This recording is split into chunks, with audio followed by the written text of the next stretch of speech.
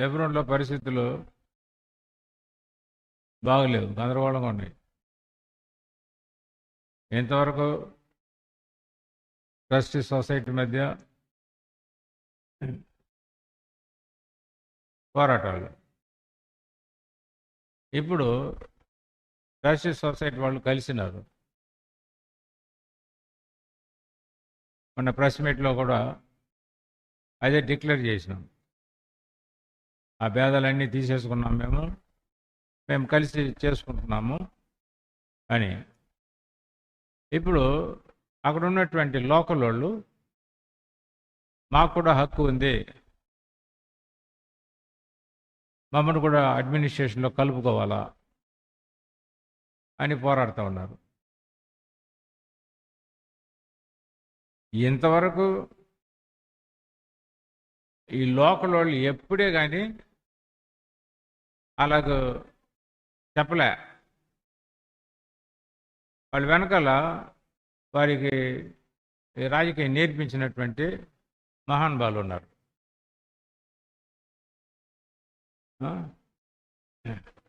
భగత్ సింగ్ గారు ఉన్నప్పుడు కూడా ఆయన ప్రార్థన చేసేవాడు, ఆయన ఆత్మ నడిపింపు ప్రకారము పరిచయం ఇచ్చేటువంటి వాళ్ళు నెమ్మదిగా చేసుకునేటువంటి వాళ్ళు, అంతే.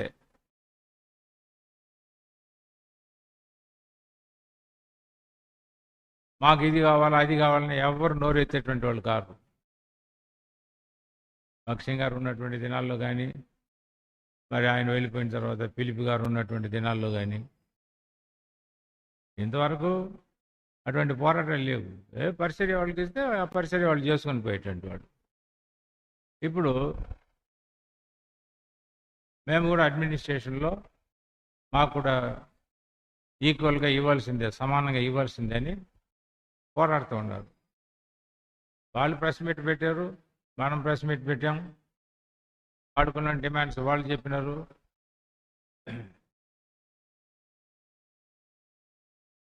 డిమాండ్స్ చెప్పడం మాత్రమే కాదు, ఈ ఫ్లై కార్డ్స్ కూడా పెట్టి ధర్నా చేసినారు హెబ్రోన్ బయట.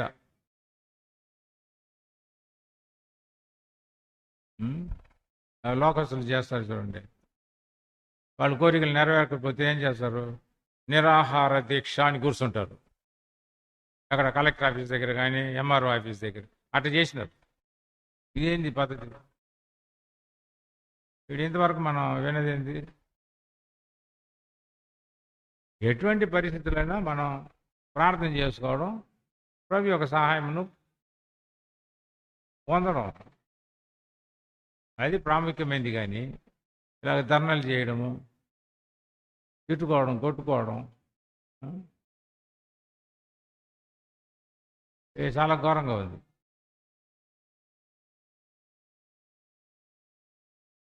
అప్పుడేమో విరోధ భావాలు ఉన్నప్పుడు లోపల కూడా ప్రవేశించలేనటువంటి పరిస్థితిలో ఏ లోకంలో వచ్చినాడయా? ఏ లోకంలో వచ్చి ప్రయాసపడ్డారు? కడప నుండి పోవాలా, అనంతపురం నుండి పోవాలా, అక్కడక్కడ ఆయా స్థలాల నుండి పోవాలా, మనము ప్రయాసపడుతూ వచ్చినాం. ఏదో దేవుడు దయ తెలిసినాడు కనుక లోపల ప్రవేశించినాం, ప్రభు సహాయం చేసినాడు.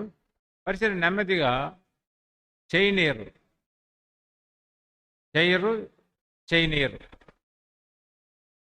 ఇదే అక్కడ పరిస్థితి. కనుక సమాధానకరమైనటువంటి విధానంలో దేవుని యొక్క పరిచర్య జరుగులాగా మనం ప్రార్థన చేయాలి. అది ముఖ్యమైనటువంటి అంశం.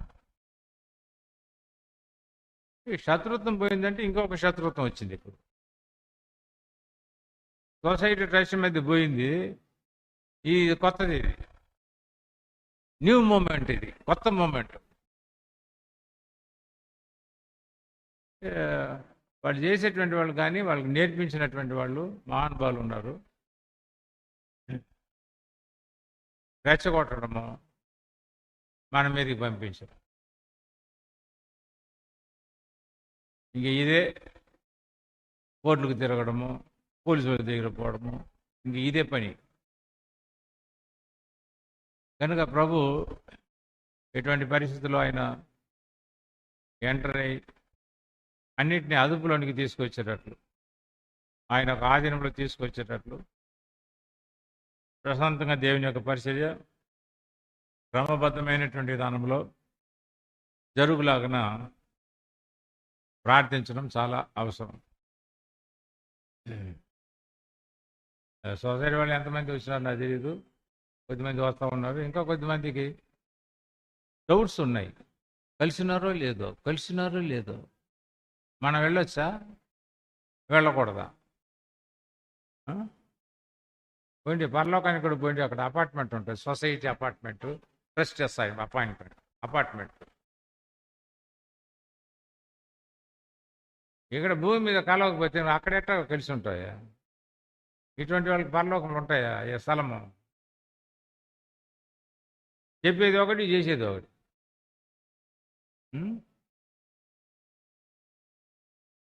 నేను ఒకే విషయం చెప్పిన ఆ ప్రెస్ మీట్లో, ఏమని స్వార్థమానికి ఆ స్వార్థం బట్టి జరుగుతుంది ఇవన్నీ. బిజినెస్ చేస్తున్నారు. పరిచర్య దేవునిది, సంఘం దేవునిది. పని చేయండి, పరిచర్య చేయండి అంటే రాజకీయం చేస్తారు. దేని కొరకు?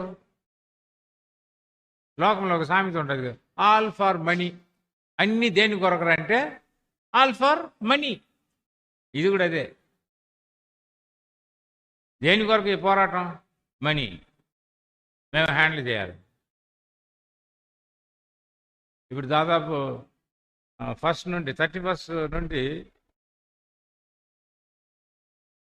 కౌంట్ చేయాలి. సరే అట్లా తండ్రులు పడి ఒక ధైర్యం చేసి పోయిన వారం కాకుండా దాని ముందు వారం కౌంట్ చేసి పెట్టారు. ఈ లోకల్ ఏం చేసినారు? మీరెవరు? దాన్ని ఇది లోకల్ వాళ్ళు మేము వేసినటువంటి కానుకలు నువ్వు వేసి నీదే కానుకలు. ఎవరికి వేసినావు? మాకు వేసినావా? దేవునికి వేసినావా? ఇది మా కానుకలు, దీని మీద హక్కు మాకే. ఆయన దౌర్జన్యంగా వచ్చి అకౌంట్ ఆఫీసును ముట్టడి వేసి దాన్ని స్వాధీనం చేసుకున్నారు. దేన్ని? ఆఫరింగ్ మనీ, కానుక డబ్బును. ఏంది అది?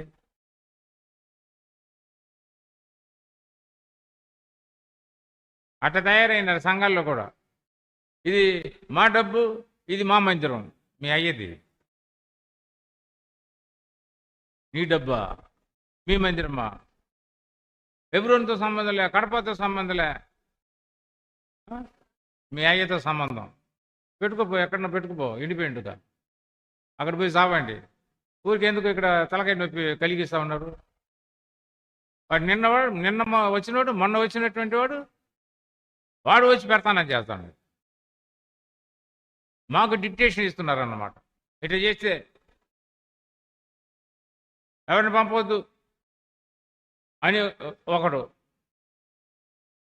వస్తే మీరు రావాలి, ఇక్కడ ఉండేదానికి సేవకుని పంపించేస్తాం.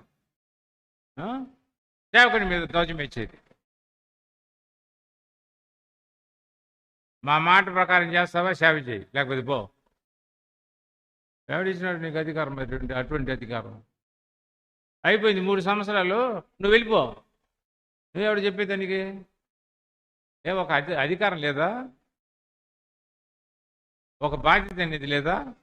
వాళ్ళు కదా మార్చాల్సింది. ఎవడైతే ఇండిపెండెంట్గా చేసుకుంటున్నారో మీకు సుఖమే. ఎవడు మిమ్మల్ని మీ జోలికి రాడు.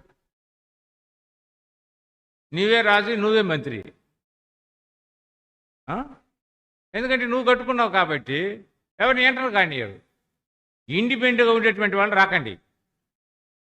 మీరు మా సహవాసంలో ఉండేటట్టు రాసి ఇస్తే రండి.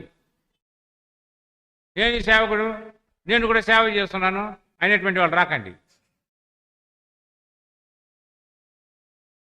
మనకు ఒక పద్ధతి అనేది ఉంది, మనకు ఒక దర్శనం అనేది ఉంది. దాని ప్రకారం, ఆ క్రమం ప్రకారం మనం చేసుకోవాలి. ఏడాటిని తిరిగేది ఇచ్చేసి మేము కూడా హెబ్రోను వాళ్ళమే, మేము కూడా బెర్షెబా వాళ్ళమే. ఏది వేషాలు? సావాసంలో నిలకడకున్నావా? అన్ని పరిస్థితుల్లో కూడా శ్రమల్లో నిందల్లో నిలబెట్టావా? రా.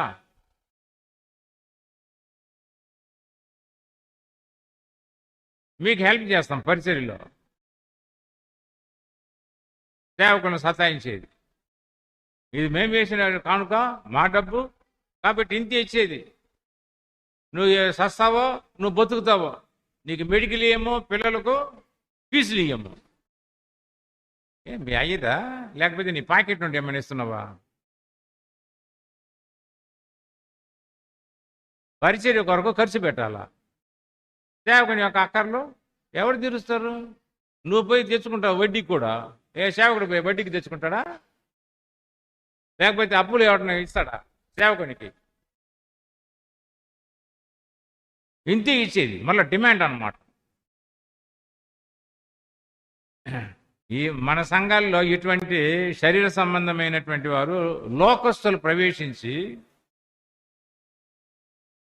దౌర్జన్యాలు చేయడం, అధికారులు సేవకుల మీద ధ్వజం ఎత్తుతారా?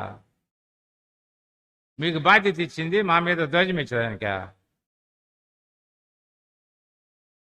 కలిసి చేసుకోమని కదా ఇచ్చి భక్సం గారు చెప్పింది. సతాయించేది ఏది అది? వాళ్ళు ఎంత నెమ్మదిగా ఉన్నారు వాళ్ళు మిషన్ చర్చెస్లో. వాళ్ళకి అన్ని చూసుకుంటారు. ఆ బిషప్ హౌస్ చూడండి ఎంత పెద్దది ఉందా. అంటే బంగ్లా ఏమన్నా ఇస్తున్నారా సేవకులకు? వాళ్ళు రిటైర్డ్ అయితే వాళ్ళకి పెన్షన్ ఉంది. ఏమైనా పెన్షన్ ఏమైనా ఇస్తున్నారా?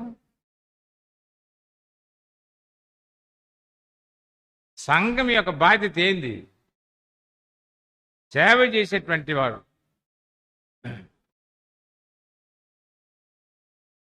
కళ్ళంలో తూకేటువంటి ఎద్దుకు ఏం పెట్టవద్దు? చదవలేదా? చదవరా వాళ్ళు? చిక్కం పెట్టేది ఏంటి? కంట్రోల్ చేయడం ఏంది? మేము లగ్జరీగా మేము బతికేదానికి ఏమైనా ఇస్తున్నారు? లక్షలు ఇస్తున్నారా? నీకు 1,00,000 వచ్చినా ఆనదు పెన్షన్. 50,000 వచ్చినా 70,000 వచ్చినా నీకు ఆనదు. ఇక్కడ కంట్రోల్ చేసేది, మాకు పిసికి ఇచ్చేది.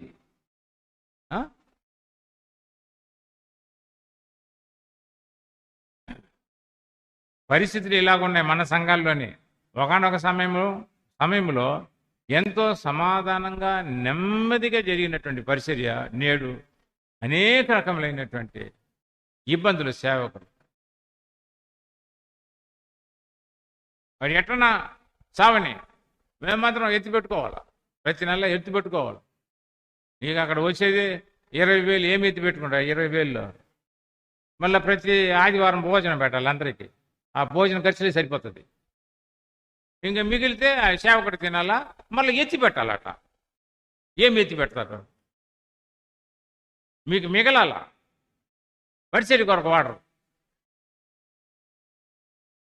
ఏంటి డబ్బు కొరకైనా వచ్చింది? మిగలి పెట్టేదానికి వచ్చింది? అక్కడ మనం ఎవరో ఒక బాధ్యత కలిగినటువంటి వాడు ఇంకొకడు ఒక లెటర్ రాసిస్తారు, ఈ సేవకుడిని తీసేయండి, ట్రాన్స్ఫర్ చేసేయండి. నీదేది డిమాండు? నీదేంది ఆ డిమాండు? అది ఏదైనా నేరం చేసి ఉంటే వచ్చి మాట్లాడు, సేవకుని తీసుకురా, మాట్లాడు, సమస్య ఏంటి చెప్పు మాకు, దానికి యాక్షన్ తీసుకుంటాం మేము. నీకు ఇష్టం ఉంటే పెట్టుకునేది, లేకపోతే తరిమేది. నీకెవడు ఇచ్చినాడు అధికారము?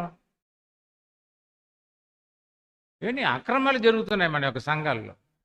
దాని కొరకు పెట్టారా? అంటే నువ్వు ట్రాన్స్ఫర్ చేయమని మాకు కమాండ్ చేసి మేము ట్రాన్స్ఫర్ చేయాలా? మమ్మల్ని కమాండ్ చేసే అధికారం నీకెవడు ఇచ్చినాడు? ఏది న్యాయమే మేము కూడా ఆలోచన చేస్తాం, ప్రార్థన చేస్తాం, సెటరేట్ చేస్తాం సాధ్యమైనంత వరకు. సేవకులను బాధ్యత కలిగినటువంటి వారు కలిసి చేసుకోమని మేము ప్రయత్నం చేస్తాం. ఇండిఫరెన్స్ అనేది వస్తుంది. మీరు యోగ్యులైనటువంటి ఎవరో తెలుసుకున్నట్లు మీలో భేదాభిప్రాయాలు ఉంటాయి. బైబిల్ చెప్పట్లే? ఉంటాయి. ఏం చేయాలి అటువంటి సమయంలో? సెటరేట్ చేసుకోవాలి, సరి చేసుకోవాలి, కరెక్ట్ చేసుకోవాలి. అంతేగాని జడ్జిమెంట్ నువ్వే ఇచ్చేసేది. ఇతను నేరస్తుడు, ఇతను వెళ్ళిపోవాల్సిందే, ఇతను మేము సహించలేము. మన ఒక సేవకుని అంటున్నాడు, 3 సంవత్సరాలు అయిపోయింది వెళ్ళిపో. ఎవడు నువ్వు? ఏం జడ్జి నువ్వు? సేవకుని కమాండ్ చేస్తున్నాడు, 3 సంవత్సరాలు అయిపోయిన తర్వాత వెళ్ళిపోవాలట.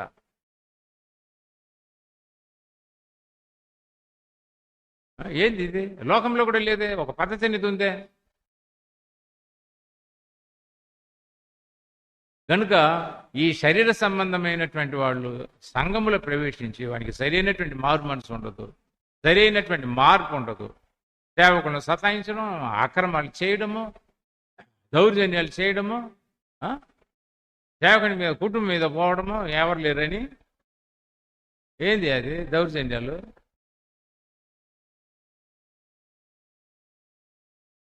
కాబట్టి విడ్డూరంగా ఉంది ఇటువంటి కరవరి దినాలు ఇవి. కనుక దేవుని యొక్క సేవకులమైనటువంటి మనం దావీదు చెప్పి, నువ్వే మా దిక్కు. ఎవరు మనకు దిక్కు? దేవుడే మన దిక్కు. ఆయనకు మొరపెట్టుకోవడమే, ఆయనకు చెప్పుకోవడమే మన బాధలు. ఆయన కనికరించాల. ఎందుకంటే ఈ మానవులైనటువంటి వారు ఎంత కఠినమో, ఎంత క్రూరత్వం, క్రూయల్టీ. మీ కుటుంబ విషయం అట్టనే నడుచుకుంటావా? నీ భార్య ఏదైనా తప్పు చేస్తే ఆమెను తరిమేస్తావా? అక్కడేమో అమ్మ పూజ, అమ్మ చెప్పినట్టే పొంగుతాడు, ఇక్కడ వచ్చి మీసాలు చెప్తాడు సంఘంలో. ఎందుకు? అమ్మగారు అక్కడ పంపు కొడుతుంది. ఎక్కడ? ఇంట్లో. అమ్మగారు పంపు కొడితే ఇక్కడ వచ్చి బర్స్ట్ అవుతాడు. ఇంట్లో ఏమి సాక్ష్యం ఉండదు, అక్కడ ఇరుగు పొరుగు వాళ్ళ మధ్య సాక్ష్యం ఉండదు, ఇక్కడ వచ్చి దేవుని యొక్క సంఘంలో పెర్సనల్ చేసి అధికారాలు చూపించింది. ఏంది అని రోగు? ఇటువంటి వారు వచ్చి చేసినారు. వీళ్ళకి ఎవరు ఇచ్చినారో, బాధితుల్లో పెద్దలకు ఎవరు నిర్ణయించినారో మనకు తెలియట్లే. ఎవరి వాళ్ళే. నేను పునాదిలో నుండి రాళ్ళు మూసినాను, నేను మట్టి వాక్యం చెప్పగలగాల. సువార్త చెప్పమంటే సువార్తం చెప్పేది రాదు. వేరే వారికి చెప్పానా, ఇంకొకసారి చెప్తానే. మళ్ళీ ఆఫరింగ్ కార్డు వాడే ఉంటాడు ముందు. నేను ఆఫరింగ్ కార్డు ఉంటాను. నేను ఒకడు అడుగుతున్నాడు, డిమాండ్ చేస్తున్నాడు, నేను ఎందుకు ఆఫరింగ్ దగ్గర రాకూడదు? నిన్ను పిలిస్తే రా. ఈ డిమాండ్ చేసి ప్రతి సేవకుని విమర్శించడమే, ప్రతి సేవకుని విమర్శించడమే. ఏది నువ్వు అంత ఆత్మీయుడైతే మరి చెప్పు సువార్త. సువార్త మాత్రం చెప్పేదానికి రాదు, విమర్శించేదానికి వస్తుందా? అదే నేర్చుకుంది. బాధ్యత కలిగినటువంటి వారంటే మంచి సాక్ష్యం కలిగి సంఘం యొక్క క్షేమం కొరకయ్యా బాధ్యత. మనం చేసేటువంటి తీర్మానాలు కానీ, మనం ఖర్చు పెట్టేది కానీ, ఏదైనా సంఘానికి క్షేమం అనేది కలగాలంతే. సేవకులకు క్షేమం ఉండాలా. మా చేతిలో ఉందంటే అన్నీ మీ అధికారమేనా? అందరికి పైన ఉన్నటువంటి వాడు ఆయన ఉన్నాడు, ఉన్నతమైనటువంటి స్థానంలో. ఆయనకి లెక్క చెప్పవలసినటువంటి గృహ నిర్వాహకులు సేవకుడైన బాధ్యత కలిగిన వాడు ఆయన. గృహ నిర్వాహకులు కదా, ఒకరోజు దేవుని దగ్గర నిలబడాలి కదా, లెక్క పెట్టాలి కదా, లెక్క ఇవ్వాలి కదా. నువ్వు ఎంత బాధ పెట్టినావు, సేవకులు ఎంత సతాయించినావు, నువ్వు కూడా లెక్క చెప్పొద్దు. మేము చెప్తాంలే ఎట్ట సేవ చేసినామని, నువ్వు కూడా చెప్పొద్దు. మేము చెప్పాలా, నువ్వు చెప్పాలా, అందరం చెప్పాల్సిందే. అందరూ కూడా క్రీస్తు న్యాయపీఠం ఎదుట నిలబెట్టవలసిందే. అప్పుడు క్లాస్ ఉంటుంది మనకు, సేవకులకు కానీ బాధ్యత కలిగినటువంటి వారికి. ఇక్కడ కవర్ చేయవచ్చు అండి, లోకంలో కవర్ చేయవచ్చు. అది దేవుని ఎదుట నిలబడినప్పుడు ప్రతి pin to pin, point to point అన్ని బయటకు తీస్తారు. అప్పుడు తలవంచుకోవాల్సి వస్తుంది. కనుక ఈ లోకంలో మనం ఉన్నప్పుడే అది సెటిరేట్ చేసుకుంటే దేవునికి ప్రీతికరమైన సేవ. ఏం సేవ? ఏం సేవయా? ప్రీతికరమైన సేవ. ప్రీతికరమైనటువంటి సేవ చేసేటువంటి వాడు, దగ్గర ఉండేటువంటి వాళ్ళు ఎంత సమయానికి వస్తున్నారు? ఈ ప్రయాణం అంతా ఎంత? 11 గంటలకు 12 గంటలకు వస్తారా ప్రార్థనకు? దూరం నుండి వచ్చినటువంటి వాళ్ళు రాత్రి 2 గంటలకు మాకు ఫోన్ చేసి, అన్న గేట్ తీయండి అన్న. ఎక్కడి నుండో, దూరం నుండి, అనంతపురం డిస్టిక్ నుండి. మీరు ఎక్కడెక్కడ ఉన్నటువంటి వాళ్ళు ఇక్కడ వచ్చేదానికి ఏం క్రమం ఉంది? 9 గంటల దాకా పడుకుంటారా? మేము ముసలి వాళ్ళు, మేము 5 గంటలకు లేస్తున్నాం. మేము అలారమే పెట్టుకోండి. నేను ఆ ఎబ్రోన్లో ఉన్నప్పుడు 5 గంటలకు గంట కొడతారు. ఆ గంట ఉంది నేటి కూడా మా మైండ్లో, అదే లేపుతుంది. 76 ఏళ్ళు నాకు. ఇప్పుడు కూడా అదే సమయానికి లేచిపోతాను నేను. శరీరం సహకరించదు కొన్నిసార్లు ఆయా బలహీనతను బట్టి, అయినా మేము లేచిపోతాము. నువ్వు దిట్టంగా ఉన్నావు, ఎన్ని గంటల దాకా పడుకుంటావు? పాటలు మాత్రం పాడుతున్నా, వేకువనే లేచేదను. పాటలు పాడితే అయిపోయింది. వేకువనే లేచేదను. దూరం నోటించేటువంటి వేకువనే లేచేదిలే. ఎన్ని గంటలకు వచ్చినారా మీరు? హాయిగా నెమ్మదిగా తీర మీరు డ్యూటీ చేసేటప్పుడు అట్న పోయినారా? ఆయా కంపెనీలో డ్యూటీ చేసినామే, అప్పుడు కూడా అట్న పోయినారా?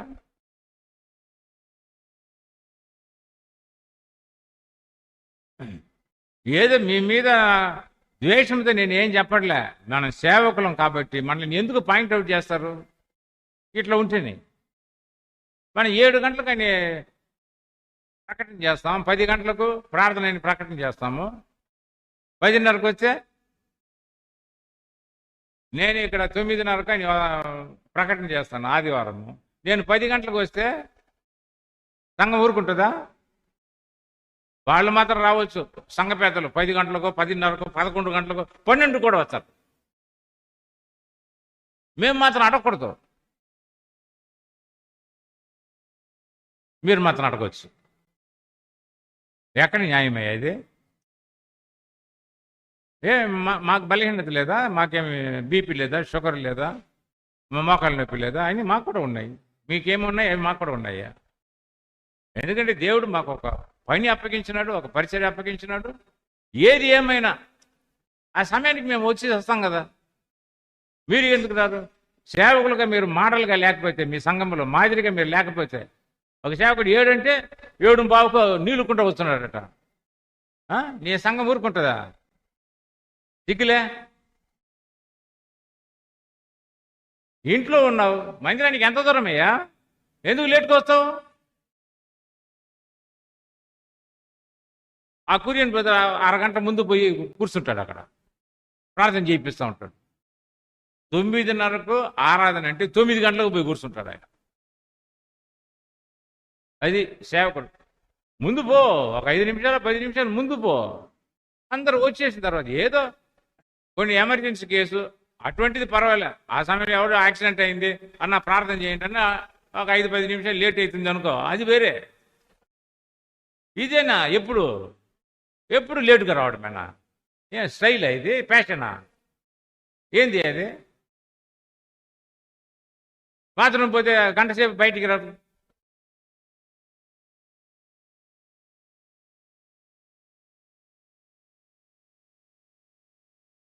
సేవకులంగా మనం ఎవరికి దొరకకూడదు. వాళ్ళ చేతులు దొరికితేనే ఇట్లా మనల్ని ట్రీట్ చేస్తారు, ఇష్టం వచ్చినట్లు విమర్శిస్తారు, తిడతారు, మాట్లాడతారు కూడా. మీ సేవకులే మీరు ఇట్లా ఉంటే మాకేం చెప్తారు మీరు అంటారా లేదా? ఎందుకు అనిపించుకోవాలి? ఇది వాళ్ళకున్న బాధ్యత వాళ్ళకుంది, మనకున్న బాధ్యత మనకుంది. కాబట్టి మన సేవకులంగా కానీ, బాధ్యత కలిగినటువంటి వారం కానీ, వాళ్ళు ద టైం, సమయాన్ని పాటించండి. ఏదో 5-10 నిమిషాలు అంటే వేరే సంగతి. గంటలు మనం లేటుగా వస్తే ఎట్లది అన్నా బైబిల్ స్టడీ అన్నా మా సేవకుడు లేని వెళ్ళాడన్నా. ఏంది అదే బైబిల్ స్టడీ అని తెలియదా నీకు ముందు? ఒకవేళ ఎక్కడన్నా దూరంగా ఉన్నావు, అక్కడ ఎవరు ఒక బాధ్యత కలిగినటువంటి వానికి ఫోన్ చేసి, బ్రదర్ నేను వచ్చేదానికి లేట్ అవుతుంది, మీరు స్టార్ట్ చేయండి అని చెప్పలేవా? ఎవరికి దొరకకూడదయ్యా. నేను ఎక్కడైనా పోతే నేను చెప్పిపోతాను, ఈరోజు మీరు చూసుకోండి అని. సేవకులుగా మనకు బాధ్యత ఉంది కాబట్టి దాన్ని మనం పాటించాలా, సిన్సియర్గా ఉండాలా. ఎటు పడితే అప్పుడు మనం బాధ్యత రహితంగా మనం ప్రవర్తిస్తే మరి తప్పులు చూడరు వాళ్ళు. మరి మనలో మీరే ఇట్లా ఉన్నారు, మీరే ఆ సమయానికి రారు. ఇంకొక కంప్లైంట్ ఒక ఆయన ఏడపోతాడో సేవకుడన్నా మాకు చెప్పండి.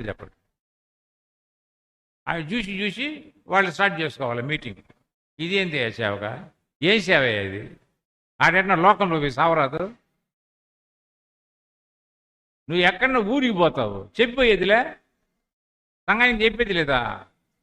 ఆ బాధ్యత కలిగినటువంటి వారికి చెప్పేది లేదా? బ్రదర్ నేను పోతున్నాను కాబట్టి మీరు చూసుకుని చెప్పేదానికి ఏం ప్రిస్టేజా? నువ్వు పోయేది కూడా చెప్పవా? నువ్వేం సేవకుడు అయ్యాను? ఓ లోకంలో ఏదైనా బిజినెస్ పెట్టుకో, పైసలు బాగొస్తుంది. లక్ష్యం గారు మాకు చెప్పినాడు, విశ్వాసముతో సేవ చేయండి, లేకపోతే ఏదైనా ఉద్యోగం చేసుకోండి, లేకపోతే ఏదైనా వ్యాపారం చేసుకొని బతకండి అన్నాడు. అర్థమవుతుందా? అన్నిటికీ తట్టుకొని క్రమానికి లోబడి మొట్టికాయలు తిని దెబ్బలు తిని ఇంతవరకు నిలబడ్డాను సహవాసంలో. మమ్మల్ని సుఖంగా ఏమి పెట్టలే. భక్సింగ్ గారు ఊరికి పెంచినాడు, సేవకులు అట్లా ట్రైనప్ చేసినాడు. విశ్వాసం ఉందే బతుకు, సేవలు ఉండు. విశ్వాసం లేదా వెళ్ళిపో, బయట పోయి బిజినెస్ చేయకు.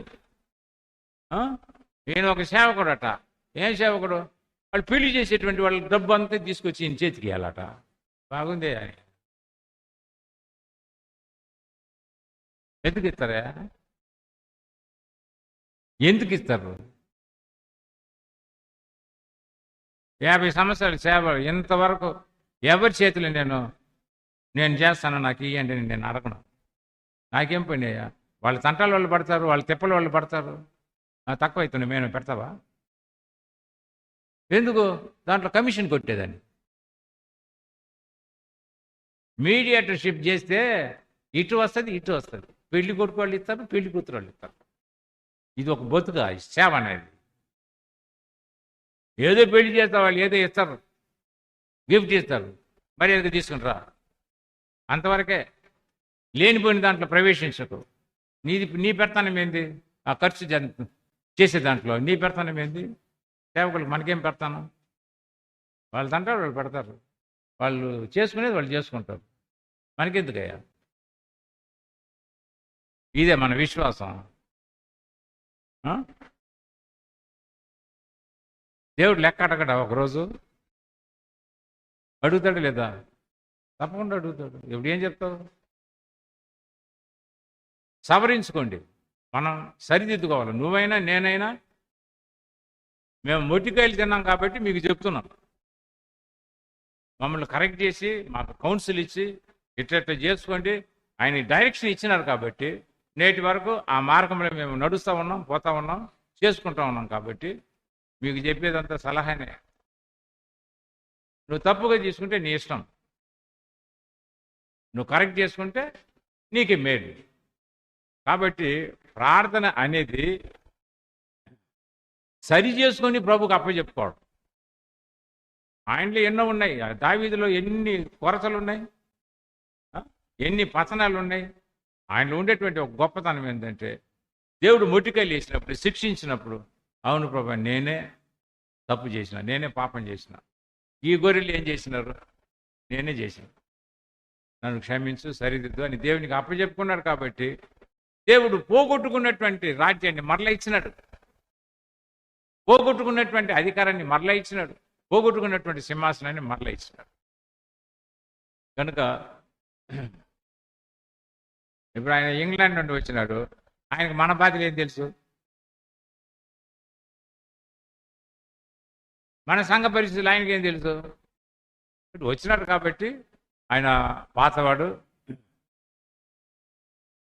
ఎన్నో ఎప్పుడు అబ్రహాం జోసెఫ్ బ్రదర్ ఉన్నప్పుడు నేను వచ్చినాను ఇక్కడ అని గుర్తు చేసినాడు ఆయన. కాబట్టి మన సహవాసానికి చాలా పరిచయమైనటువంటి వాళ్ళు వీళ్ళంతా పరిచారకులు ఆ దినాల్లో. కనుక మనకు ఒక ఎంకరేజ్మెంట్, కొత్త స్వరాలు వినాలి కదా మనం కూడా. చెప్పిన వాళ్ళే చెప్పుకుంటా ఉంటే ఏమి ఉంటుంది, బాగుంటుంది అని. బ్రదర్ ఈరోజు నేను అవైలబుల్గా ఉంటాను, సరే మీరే చెప్పండి ఈ రోజు అంతా కూడా అని ఆయనకి అప్పచెప్పాను. ఎంకరేజింగ్ అన్నది ఒకరినొకరు ప్రోత్సహించుకోవడం అంతే. కనుక ఇప్పుడు మనం ఈ పరిస్థితులు సంఘాల్లో ఉన్నాయి, ఎప్పుడు ఉండడం కూడా ఎక్కడ నెమ్మది అనేది లేదు. అక్కడ తగలబడిపోతుంది, మన సంఘాలు కూడా తగలబడిపోతున్నాయి, ఆత్మీయంగా దిగజారిపోతున్నాయి. కనుక ఇది జ్ఞాపకం చేసుకొని ప్రభు కనికరించి మనను సరిదిద్ది దేవుని యొక్క మార్గంలో, నీ మార్గంలో నడిచేటట్లు నాకు సహాయం చేయి. అదే కదా దావీదు యొక్క ప్రార్థన, టీచ్ మీ దై వే టు వాక్. నీ మార్గములో నడుచుటకు నాకు నేర్పు. అది 143:8. కనుక ప్రభుకు అప్పచెప్పుకొని కొంత సమయము మనం ప్రార్థనలో గడుపుతాం, ప్రార్థన గడుపుతాం. ప్రియ తండ్రి, చెప్పబడిన మాటలు మా యొక్క హృదయంలో ఉంచుకొని మేము యుక్తంగా ప్రార్థించటకు మాకు సహాయం చేయమని యేసు పరిశుద్ధ నామములో ప్రార్థిస్తున్నాను తండ్రి.